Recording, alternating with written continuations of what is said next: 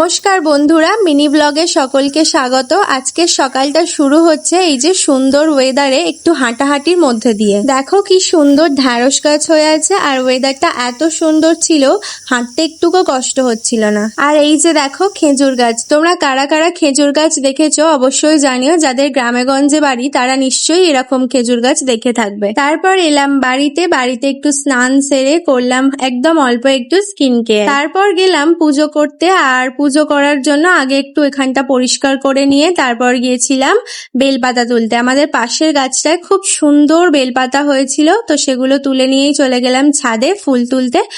আর এগুলো তো তোমরা রোজই দেখে থাকো। আর এই গাছটা দেখো কচু পাতার মতো কি সুন্দর হয়েছে না।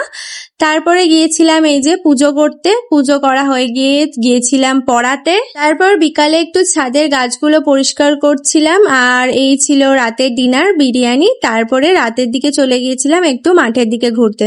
তোমরা জানিও আজকের এই ব্লগটা কেমন লাগলো। দেখা হচ্ছে পরের ব্লগে।